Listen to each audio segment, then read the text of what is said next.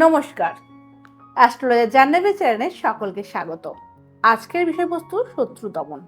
শত্রুকে কিভাবে নাশ করব, কিভাবে কন্ট্রোল করব, সেই বিষয় নিয়ে আলোচনা করব। আর প্রত্যেককে বলবো, যদি আমার অনুষ্ঠানটি ভালো লেগে থাকে অবশ্যই লাইক করবেন, শেয়ার করবেন, সাবস্ক্রাইব করবেন আর বেল বাটনটা প্রেস করতে একদম ভুলবেন না। এটা আগামী দিনে নিত্য নতুন এপিসোডগুলো আপনাদের কাছে পৌঁছে যেতে পারে। আমরা চলে আসি মূল বিষয়বস্তু। আর প্রত্যেককে বলবো, আমার এই অনুষ্ঠানটি শেষ অবধি দেখবেন। বিভিন্ন বিষয় নিয়ে, টোটকা নিয়ে এই এপিসোডে আমরা আলোচনা করব।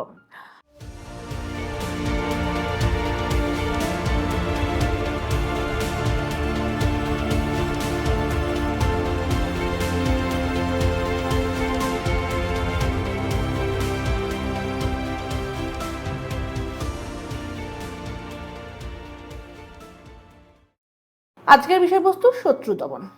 শত্রু, যেটা আমাদের জীবনকে ছাড়খাড় করে দেয়, ছন্নছাড়া করে দেয়। আর এই শত্রুকে আমরা সকলেই চাই দমন করতে বা নাশ করতে। কে না চাই? কারণ আমাদের ব্যবসায়ী স্থানে শত্রু বিভিন্ন রকম থাকলে ব্যবসা হ্যাম্পার করে, সাংসারিক শত্রু থাকলে সংসার জীবন শেষ করে। অনেক সময় পড়াশোনার জায়গায় শত্রুতা থাকলে পড়াশোনার জায়গা শেষ হয়। অনেক সময় দেখা যায় আমাদের বাইরে শত্রুতা থাকলে আমাদের হওয়া কাজ করতে চায় না। তো শত্রু নানানভাবে আমাদের নাজেহাল করে। অনেক সময় শত্রুকে আমরা কেউই চাই না মারতে, কিন্তু আমরা চাই কন্ট্রোল করতে।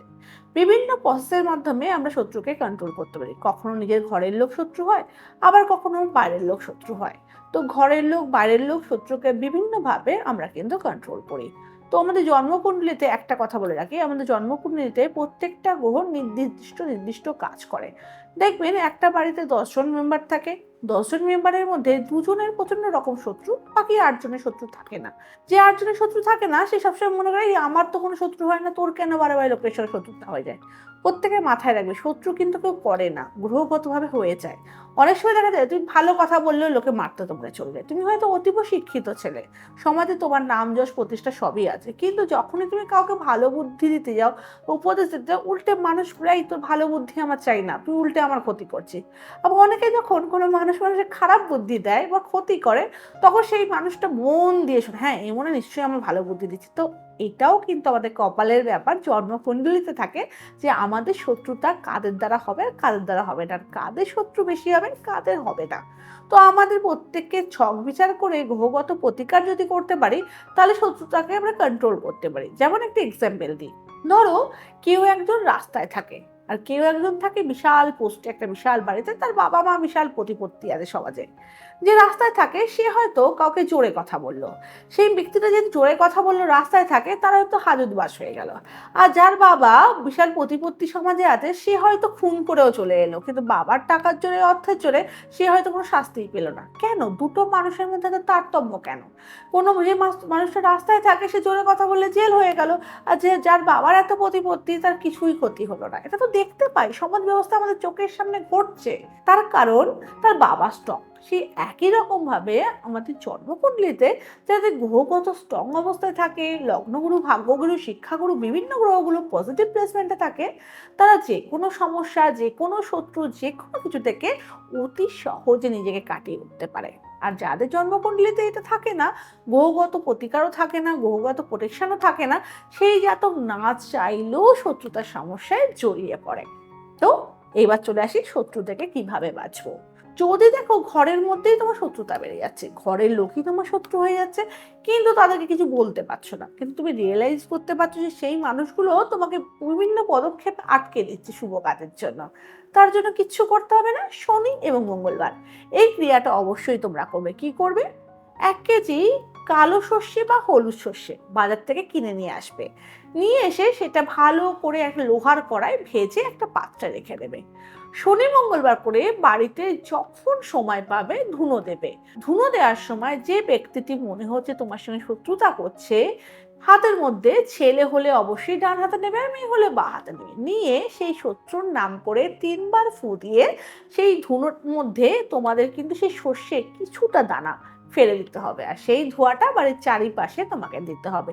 দেখবে আস্তে আস্তে তোমার মধ্যে যে শত্রুতার সমস্যাটা হচ্ছে সেটা কিন্তু কন্ট্রোল হয়ে যাচ্ছে এবং মানুষটি তোমার বশীভূত হয়ে যাচ্ছে। এটা করতেই পারো, খুব ফলপ্রদ টোটকা। 2 নম্বর, অনেক সময় দেখা যায় হাজব্যান্ড ওয়াইফের রিলেশন খুব সুমধুর ছিল, কিন্তু থার্ড পার্সন আগমনের ফলে তাদের মধ্যে সম্পর্ক বিচ্ছেদের দিকে পৌঁছে যাচ্ছে। এবং অনেক সময় থার্ড পার্সন না এলেও শাশুড়ি, ননদ বা অন্য তৃতীয় ব্যক্তির জন্য তাদের মধ্যে সংসারে অশান্তি হচ্ছে। কি করবে? তাদের শত্রুতাটা কিভাবে কন্ট্রোল করবে? তার জন্য ছোট একটা উপায় তোমরা করতেই পারো। প্রতি মঙ্গলবার দিন 5টা মঙ্গলবার করতে হবে। প্রতি মঙ্গলবার দিন 5টা করে গাঁট হলুদ তোমাদের বাজার থেকে কিনে নিয়ে আসতে হবে। নিয়ে এসে 5টা করে গাঁট হলুদ লাল কাপড়ে বেঁধে মহিলারা তাদের শরীরের মধ্যে রেখে দিতে হবে। অর্থাৎ শাড়ির মধ্যে, তাদের আঁচলে বেঁধে বা যে কোনো পকেটে বা শরীরের মধ্যে সারাদিন মঙ্গলবার সকালবেলা স্নান করে রেখে দিতে হবে। সন্ধ্যাকালে হাজব্যান্ডের নাম নিয়ে 3 মাথার মোড়ে গিয়ে পেছনে ফিরবে না, পেছনে ফেলে দেবে আর বাড়িতে চলে আসবে। 5টা মঙ্গলবার করে দেখো, হাজব্যান্ড ওয়াইফের রিলেশন, যেটা সম্পর্ক নষ্ট হয়ে গেছে, সেটাও অনেকাংশে লাঘব হচ্ছে আর দুজনের মধ্যে আন্তরিক সম্পর্ক সুমধুর হচ্ছে। হ্যাঁ, আর প্রত্যেকটা ভাই বোনকে বলবো যে এই যে টোটকাগুলো বলছি, অর্থাৎ তোমরা যে শুধু টোটকাই করে যাবে তা নয়, কিন্তু আমাদের টোটকা না তখনই ফলপ্রদ হয় যখন আমাদের গ্রহগত প্রতিকার থাকে। আমাদের ছকে যদি গ্রহগত প্রতিকারটাও আমরা করে নিতে পারি, গ্রহের প্রেডিকশনটা করে নিতে পারি, তার সঙ্গে যদি জাহ্নবীদের এই টোটকাগুলো করতে পারো, তাহলে তোমাদের ফলের পরিমাণ অনেক বেশি হবে। যেমন একটি এক্সাম্পল দিয়ে বোঝাই, ধরো তোমার সামনে কোনো শরীরে অস্ত্রোপচার আছে বা অপারেশন আছে, তুমি কি করলে? তুমি ডক্টরের কাছে গেলে, ডক্টর বাবু তোমাকে টেস্ট করে বললে যে তোমাকে অপারেশন করতে হবে এই ডেটের মধ্যে, নাহলে তোমার রোগটা বাড়াবাড়ির পর্যায়ে পৌঁছাতে পারে। তুমি কি করলে? ডাক্তারবাবুর কথায় তুমি অপারেশন করতে চলে গেলে। তুমি দেখলে যে অপারেশন করার পর তোমার শরীরের মধ্যে নানানভাবে সাইড ইফেক্ট হচ্ছে। এটা কেন হচ্ছে? সেটা তোমারও ভুল আর ডক্টর বাবুরও ভুল। কি ভুল? ভুলটা হচ্ছে তোমাকে অপারেশন করার আগে দেখে নেওয়া উচিত ছিল তোমার শরীরে কোনো সুগার আছে কিনা, বা থাইরয়েড আছে কিনা, বা অন্য কোনো রোগ আছে কিনা। যদি সেগুলো থাকে, অপারেশনের আগে সেগুলোকে মেডিসিন দিয়ে আগে কন্ট্রোল করতে হবে, তারপরেই তোমার কিন্তু অপারেশন থিয়েটারে যাওয়া উচিত ছিল। সেই একই রকমভাবে এই যে আমরা টোটকাগুলো করছি, করেই আমরা যেমন ফল পাচ্ছি না, আমরা বলছি জ্যোতিষশাস্ত্র মিথ্যে। জ্যোতিষশাস্ত্র কিন্তু মিথ্যে হয় না। জ্যোতিষশাস্ত্র আগেও ছিল, এখনো আছে, ভবিষ্যতেও থাকবে। শুধু তোমাকে কি করতে হবে? তোমার ফলটা যদি বিশেষভাবে পেতে হয়, গ্রহগত প্রতিকারটা করে নিতে হবে। আর যদি মনে হয় আমার কাছে এলে প্রতিকারটা পাবে, তো নিচে দেওয়া কন্ট্যাক্ট নাম্বারে কন্ট্যাক্ট করে আমার কাছে চলেই আসতে পারো। অবশ্যই তোমাদের আগামীকালে যেমন আগেও উপকার করেছি, এখনো করবো, ভবিষ্যতেও করবো। এবং তার সঙ্গে বলে রাখি, পরবর্তী টোটকা, যদি শত্রুতার সমস্যা হয়, এটা তো তোমরা করলে, এইবার তোমরা চলে আসো বাড়ির বাইরে শত্রু। কোনো ব্যক্তি তোমাকে বিশেষভাবে শত্রুতা করতেছে, 1জন হতে পারে, 2জন হতে পারে, 11জন অব্দি শত্রুর নাম তুমি নিতে পারো। কি করবে?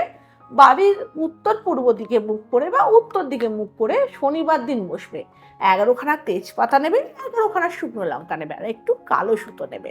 তোমরা পূর্ব দিকে একটা থালা রাখবে, থালার মধ্যে 11খানা তেজপাতার উপর 11খানা বোটাযুক্ত শুকনো লঙ্কা তোমাকে রাখতে হবে। রেখে ওই কালো সুতোর মধ্যে প্রত্যেকটা শত্রুর নাম এবং গোত্র যদি জানা থাকে বলবে, তাহলে বলবে না, নাম নেবে। নিয়ে একটা করে তেজপাতা এবং শুকনো লঙ্কা তোমাকে ওই মালার মধ্যে গাঁথতে হবে। আর মাথায় থাকে যেন যখনই শত্রুর নাম নেবে, দেখবে একই নামে 1001জন মানুষ থাকতে পারে।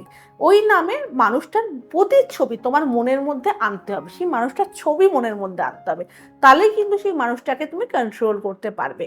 এনে 11খানা মানুষ অবধি তুমি করতে পারবে। করে একটা মালা গেঁথে, বা যদি একজন থাকে একজনের নামই 11বার বলতে পারবে, বা 2জন থাকে 11বার করে, ওটাকে তোমার বাড়ির যেদিকে ওই ব্যক্তির বাড়ি, সে উত্তরে হোক, পূর্বে হোক, পশ্চিমে হোক, দক্ষিণে হোক, সেই দিকে তুমি ঝুলিয়ে রেখে দেবে। যত হাওয়ার সঙ্গে দুলবে, সেই শত্রু তোমার জীবন থেকে কিন্তু আস্তে আস্তে নিপাত যাবে, চলে যাবে।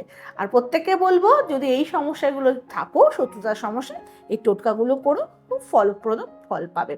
আর এর সঙ্গে বলবো, যদি আমার অনুষ্ঠানটি আপনাদের ভালো লেগে থাকে, অবশ্যই লাইক করবেন, শেয়ার করবেন, সাবস্ক্রাইব করবেন, আর বেল বাটনটা প্রেস করতে ভুলবেন না, যাতে আগামী দিনে নিত্য নতুন এপিসোডগুলো আপনাদের কাছে পৌঁছে যেতে পারে। সকলের মঙ্গল হোক, সকলে ভালো থাকো। জয় মা তারা। নমস্কার।